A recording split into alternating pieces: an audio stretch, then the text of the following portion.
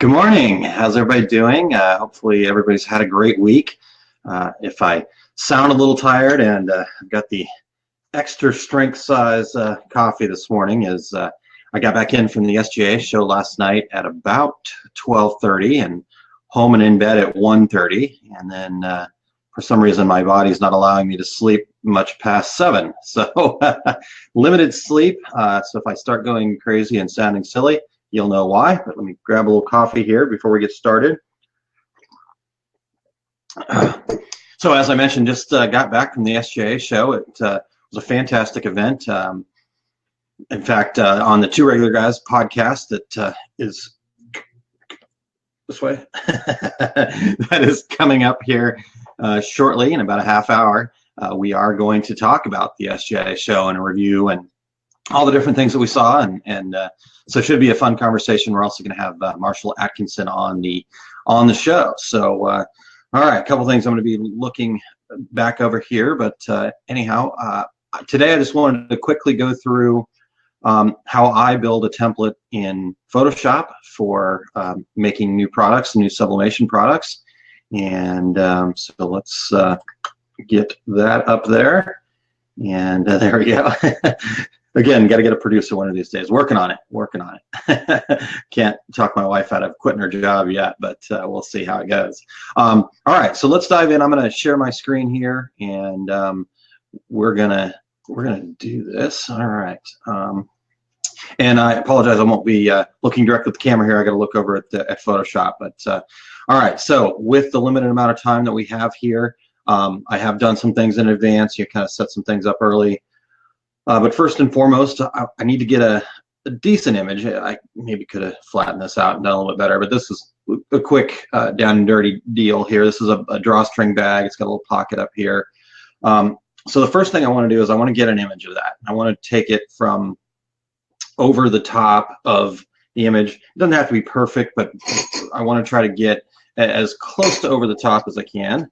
Breakfast bowl, move that out of the way here before I knock it over. And the other thing that I do is I get one of those big cutting mats that like a sewer would use or something like that, that has the inches marked out on it, and put it on there so I know what the size is, and then I'm going to do some measurements and stuff like that. So once I get that into Photoshop, and then I clean off the background, and then I get it sized to what the actual size is. So you know, this is 2 size right here based on that bag. So that's the first step. You know, that we could go way deep into detail on doing all that, but no time for that today. So the next step is we're going to set up a couple of layers. So you see over here, we've got some different layers. So here's my product. I can turn that off, and there's blank. I'm going to set up some different layers. And for me, I want 3 guide layers and then a bleed area. So first one's going to be bleed. We're going to have guide. We're going to have safe area. And we're going to have bleed area. Again, I did some of this stuff in advance just to be able to get through this all today. But so first thing, we need to figure out what our bleed area is going to be. One of the biggest mistakes I see people make in the sublimation world is they don't give themselves enough bleed to work with. So it makes it really difficult to line up. As you can tell, what we're working with here is a straight line, and the bag is not a straight line. So if you don't give yourself a little wiggle room from one side to the other, you're gonna really have a difficult time. So I like to at least have 1 inch, if not 2 inches of bleed area on most stuff. When you get down into some of the smaller products, the little cell phone cases or metal kind of hard surface insert type stuff, you don't quite need that much. But you know, bags, other things, garments, definitely soft goods, give yourself some play, because they're sewn, so they're not going to be perfectly straight. So that's the first thing. So for this particular bag, my bleed area is going to be 15 inches wide by 12 inches tall. So just to kind of give you guys, show you what's going on here. So I've got my image 15 inches wide. I got a little more height here because we've got some areas that aren't going to be printed on this bag. 200 DPI is what I like to use a lot of times. 300 might be okay, but when you get into some of these bigger products, people's computers might not be able to handle that. So 200 is what I normally shoot for. So 150 would be the minimum I'd ever use. But then over 300 is just overkill. So kind of be in that range. So we got all that. So I don't need to make any changes there. So then I'm going to go up here to this tool here, the rectangular marquee tool. And when I've got that selected, up here I've got some different styles. So now there are several ways that you can, some of you guys that are experienced in Photoshop might have another way to go about this. And I've tried some other ways, and there's some other ways that work, but this is what works best for me and is quickest for me. Now, again, for me, so bear with me here. So I'm going to go here, and we get normal is if I just drag it and try to size it if there's a ratio. For this, I like to use fixed size. So then I'm going to tell it exactly what size I want my rectangle to be. And so my width is going to be 15, and my height is going to be 12. And there we go. All right. So now I'm going to go down here and get pretty close to where I want it to be and kind of move it around. If you've got it snap to guide set, that's my cockapoo in the background playing with one of her toys. Of course, she needs to be loud while we're doing this. Thanks, Joey. All right. So I'm going to get that set to where I want it, where I want my bleed area to be. So as you can see, I've got plenty of room to bring my design all the way out. So anyhow, got that going. All right, I'm going to set that. Now, what I'm going to do is I want to make sure that my foreground color is white. So if you click on this part down here and then swap these two so the foreground color is solid white, then I'm going to go to my fill tool. I'm going to make sure I'm on the bleed layer, and I'm going to fill that box in white. And then I'm going to hit Control D to get rid of my marching ants, to deselect. And I'm going to go to layers. I'm going to go to layer style, and I'm going to go to add stroke. All right. In the stroke here, we're going to pick a color. Give yourself something that you can see. For bleed area, I always like to use red. And you can set these colors any way you like, but I always like to use red. So 10 pixels wide is what I want on a bigger bag like this. Position, you want to set that to inside of your what you're putting the stroke on, and opacity 100%, everything else normal. Boom, got that. Over here you see that layer effect there. I'm going to right click on that, and I'm going to go to rasterize layer style. So basically that flattens it all down. Finally, I'm going to go over here to my magic wand tool. I'm going to select the white area, and I'm going to delete it again, and then deselect again. Again, I know there's other ways that you can make a red line here, but for me this works good because it allows me to line up things the way I want it to. Because now using the snap tool, I can kind of make sure it's in the middle or wherever I need to move it to. Okay, so I've got my bleed area. I've done the same thing with the guide for this particular one. The guide is going to be the basic, pretty much what the product size is. So that should be, as you can see, we're not totally straight here, so we got a little bit of white area, but it basically fills in our decoration area. So that should be your guide. And then finally, I want to give myself, or whoever's going to be using this template, a safe area to work within. So I've made another safe area, and I've made that one blue. So I've got black for guide, blue for safe area. Now what the safe area is where, so I've got some seams here, you can see all that. I've got some other areas, as things are crooked or whatnot. The safe area is where I want to say, okay, I need to stay inside of that area for anything that's really crucial. Maybe it's a name or a monogram, or the person's head or something like that. So use the safe area. This other way that you can use the safe area is to black out, if you've got an ornament that's got a hole in it. One of the things I see all the time is people keep putting holes in the middle of people's heads because they design the ornament and they forget that there's a hole there, and boom, there's a hole there. So anyhow, all right, you got all that.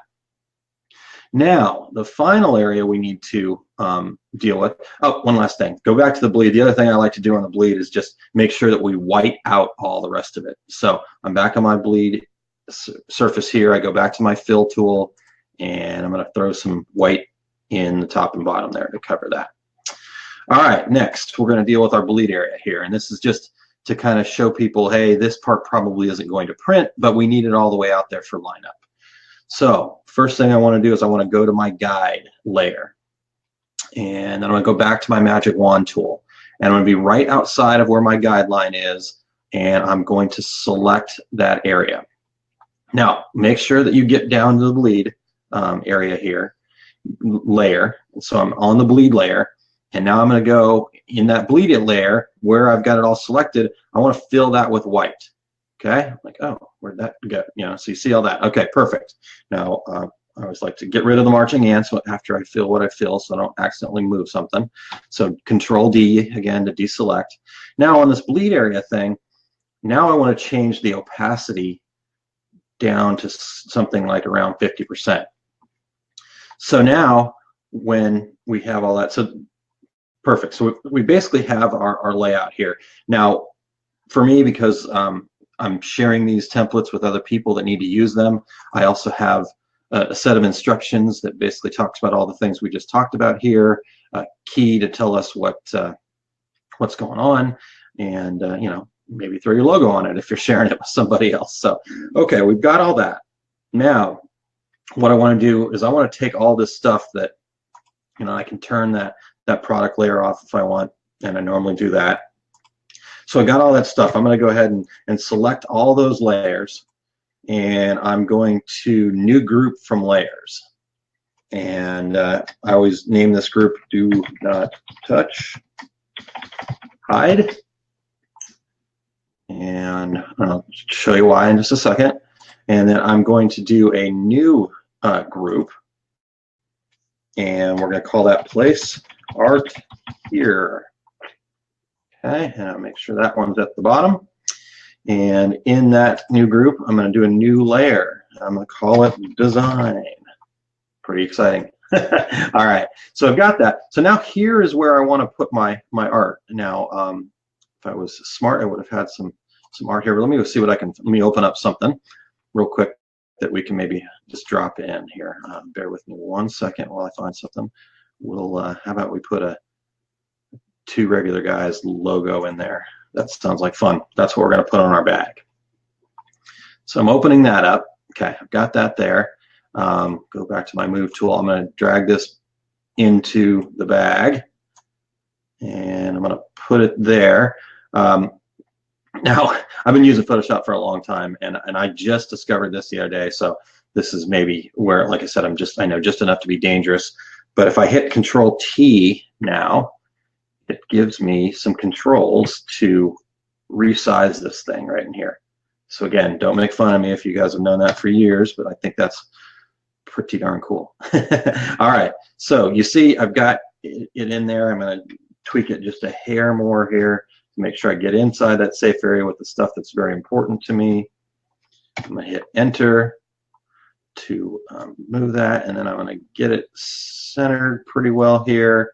I think I'm going to go ahead and grab that yellow by using the eyedropper tool. I'm going to grab that yellow and make sure that's the foreground color. And then on this design layer, I'm just going to go ahead and fill that yellow in all the way. So now you got it. So now I've got my full bleed here. So what that does for us is, as you can see, this bleed area here, it shows, okay, hey, that's yellow there, but it's probably not going to print. So I just want to make sure that everybody understands that. I've got my logo inside. Now maybe I need to move that around just a hair. Got my logo inside the safe area. And I still got all this stuff in the way. So that's where this hide thing comes from. So now I've got my design the way I want it on this bag. I'm going to go ahead and hide that layer. And then I'm going to go File, Save As. And I'm just going to throw it in my downloads here. Oh, I'm already in there. And then I like to save everything as a JPEG. And the other thing that we need to be aware of is what color space we're in. sRGB is probably the best one to use for sublimation. I'm going to save that. The whole time we've been working in the RGB color space here. Okay. All right. So there we go. Let's see what we got here. Bring me back up. And there we go. So that's down and dirty quick, building a template in Photoshop. Again, that can be something that you just use over and over, or it can be something that you share with your customers. And hope that helps. Let me know if you have any questions. Have a great day, and hopefully we'll hear you tuning into the Two Regular Guys podcast here in just a moment.